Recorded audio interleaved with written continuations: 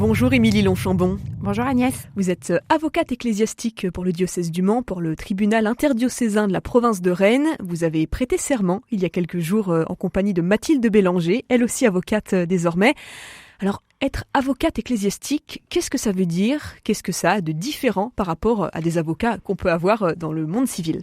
Alors, avocate ecclésiastique, c'est pas du tout avocate au civil. On n'appartient pas au barreau, en fait. Et c'est une mission qui consiste à se mettre au service de l'Église pour des affaires plutôt canoniques. En l'occurrence, nous, en ce qui nous concerne, Mathilde et moi, c'est au sujet des nullités de mariage, spécifiquement. Voilà, et on travaille en lien avec la chancellerie sur certains dossiers de mariage aussi. Alors par nullité de mariage, qu'est-ce que vous entendez exactement ? C'est à un moment donné, voilà, une personne vient nous voir parce qu'elle s'interroge sur la validité de son mariage. Et nous, en fait, on l'accompagne dans cette démarche en montant un dossier avec elle pour interroger un tribunal ecclésiastique et voir si effectivement, au moment du consentement, est-ce qu'il y avait un vice, enfin quelque chose qui n'a pas été vu et qui doit bien sûr être prouvé par des mécanismes juridiques et qui peut laisser penser que ce mariage qu'on pensait valide est en fait nul. Et donc, en tant qu'avocate, on reçoit les gens, on les accompagne dans cette démarche. Donc, il n'y a pas de rôle lors d'un procès pour plaider en faveur d'une victime. C'est différent, en fait, de ce qu'on peut voir dans le monde. Tout à fait. Il n'y a aucune confrontation dans ces procédures. Ce sont des procédures qui sont écrites. Donc, il y a aussi beaucoup de rencontres. On est aussi vraiment dans l'écoute, la bienveillance. Par exemple, ça n'arrive jamais que les conjoints soient amenés à se voir. L'idée, c'est vraiment pas de s'opposer ou de savoir qui a tort ou qui a raison.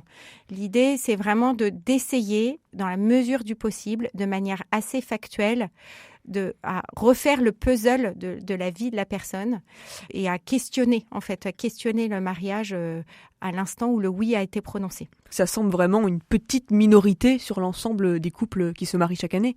Tout à fait. Alors, on rencontre, en fait, on peut avoir un certain nombre de demandes. Ce n'est pas pour autant des affaires qui aboutissent. Voilà, donc c'est-à-dire qu'on rencontre facilement les gens. Beaucoup pensent que demander une nullité de mariage, c'est écrire un courrier à l'évêque, mais un mariage, c'est indissoluble. Donc forcément, on ne peut pas l'interroger, enfin le dissoudre comme ça, juste avec un courrier. On rencontre en moyenne une à deux personnes par mois. Et ces rencontres n'aboutiront pas forcément. Comment est-ce qu'on devient, comme vous, Émilie, avocate ecclésiastique ? Quelles sont les études, la formation que vous avez pu suivre ces dernières années ? Alors, je ne crois pas qu'il y ait qu'il soit obligatoire, voilà, d'avoir fait des études de droit avant. Moi, je suis juriste, mais il y en avait d'autres dans ma promo qui ne l'étaient pas. Donc, dans votre promo qui était donc à l'Institut catholique de Paris, c'est ça ? Oui, voilà. Ouais. Donc, en fait, déjà, il faut être appelé. Enfin, c'est à la demande du diocèse, donc de notre évêque ou d'un official. Donc, l'official, c'est celui qui préside un tribunal ecclésiastique, voilà. Et donc, il faut valider 8 matières de droit canonique. Et en fait, ce DU de droit canon permet une formation très théorique pour avoir les connaissances nécessaires sur tous les chefs de nullité, la jurisprudence, le système de preuve, mais aussi la procédure pénale, etc. Tout un bagage nécessaire pour ensuite pouvoir rencontrer les gens. Alors, il n'y a pas dans cette formation d'aspect pratique. Donc, c'est-à-dire qu'on a validé un certain nombre de matières. D'acquis théoriques et de connaissances, en fait. D'acquis théoriques et de connaissances, mais en aucun cas, on a une formation pratique du rôle d'avocat. Ça, c'est ce qui n'a pas été très simple. Et de coup, moi, ensuite, ne sachant pas comment faire, puisque on avait un super avocat, Yves Bott, qui est décédé, donc qui a commencé à nous former. Mais ensuite, il n'y avait plus d'avocat au Mans. Donc, du coup, moi, je suis allée à l'officialité de Paris qui, gentiment, m'a accueillie. Enfin, plusieurs avocats m'ont accueillie lors d'entretiens pour me former. Parce qu'en fait, sur le terrain, quoi. Sur le terrain, parce que finalement, c'est pas du tout suffisant d'avoir la connaissance théorique si on ne sait pas comment mener un entretien avec délicatesse. Il y a aussi des questions assez intimes à poser. Enfin, voilà, tout ça, c'est pas très évident. Ne pas blesser les gens. Et donc moi, ça m'a beaucoup aidé d'aller à l'officialité de Paris. J'avais pu rencontrer l'official de Paris, une avocate que j'ai pu accompagner dans plusieurs entretiens. Donc j'ai vu ses points de vigilance. On a débriefé ensemble après et ça m'a permis de me mieux lancer armée. en CIS. Voilà. Ouais. Alors, pour pouvoir assumer cette mission, Émilie Longchambon, est-ce que vous avez prêté serment comme les avocats au civil ?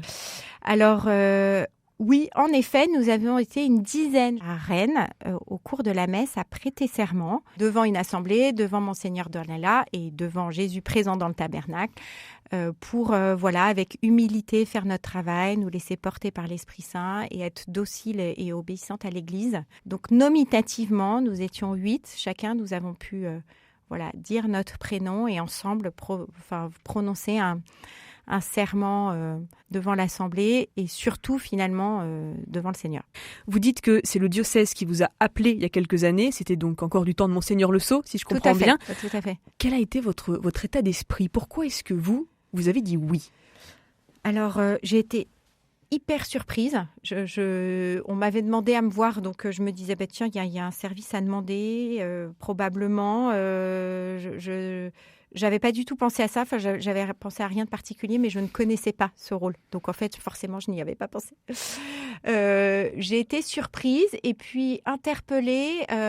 Et donc, ça a assez vite fait écho en moi. Ce qui m'a un petit peu effrayée au début, c'était les études. Parce que je voyais bien que moi, je ne pourrais pas les prendre à plein temps. Donc ça parce que vous êtes maman, ça on peut le dire. Parce que je suis maman et j'avais des tout petits encore. Et du coup, je voyais bien que je partais pour plusieurs années d'études. Donc j'ai mis 4 ans. Je crois que c'était mon max. Surtout que j'ai fini, c'était le Covid. Donc tout à la maison, les examens, les cours, etc. Voilà, j'ai été surprise, j'étais contente et j'ai trouvé ça chouette de découvrir une nouvelle mission de l'Église. En fait, j'ai été touchée par cet aspect juridique et cet aspect pastoral de la mission. Et vraiment, quand on rencontre les gens, il y a quelque chose qui se joue qui n'est pas de l'ordre seulement du droit, en fait. Il y a une rencontre. Ça va au-delà de ça ? Voilà, il y a une rencontre personnelle. Forcément, on est saisi par l'histoire de la personne, par sa souffrance. Mais à chaque fois, je vous interromps, Émilie, c'est toujours soumis au secret, ça. Ah oui, tout à fait. Oui. Tout à fait. Tout est sous le sceau du secret. Et c'est vrai que ce sont des rencontres qui sont belles, qui sont touchantes, qui bousculent aussi énormément. Et c'est très beau, à travers ces rencontres, de rentrer dans cette dimension de fragilité, de le Christ qui se penche sur la misère des gens, sur ma misère, sur celle de la personne qui est en face de moi. C'est assez interpellant, ça décape un peu quand même. Alors toutes ces rencontres, justement, avec les personnes qui souhaitent une nullité de mariage, elles se déroulent comment ? La première rencontre, en fait, on explique la procédure à la personne, on écoute son histoire, il y a vraiment une grande part à l'écoute. Et ensuite, on cherche à faire ressortir les faits. Normalement, à la fin du premier entretien, on doit pouvoir dire si on voit un élément qui permet de poser la question à un tribunal ou pas.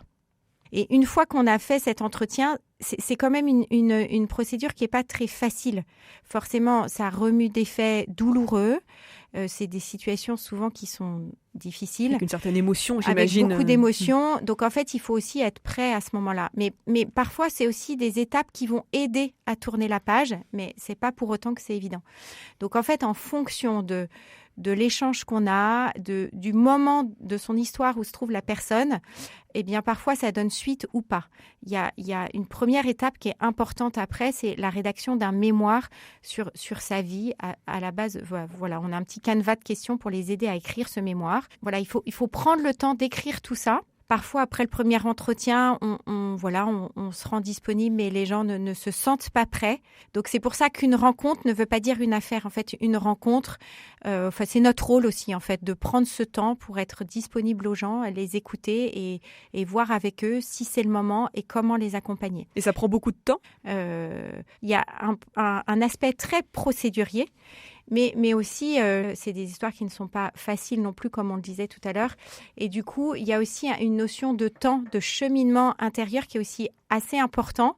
Et là, c'est un petit peu à nous de jauger en fonction de la personne. Certains vont avoir besoin juste d'avoir parfois un petit mail en disant voilà, d'où en êtes-vous de votre mémoire. D'autres vont avoir besoin d'un grand temps de silence et reviendront vers nous. Voilà, là, on essaie de voir un peu en fonction en fonction des uns et des autres. Et puis surtout de laisser la personne très libre. De venir nous rencontrer, ça ne veut pas dire qu'on se lance dans la procédure. Nous, en fait, on n'a aucun intérêt là-dedans. Avec Mathilde, nous sommes bénévoles. Donc en fait, nous, voilà, on donne ce temps pour être au service de l'Église, en fait, et voilà, proposer cette écoute et cet accompagnement aux gens. Merci beaucoup Émilie Longchambon. Je rappelle que vous êtes avocate ecclésiastique pour le diocèse du Mans, qui dépend de la province ecclésiastique de Rennes. À bientôt. Merci Agnès.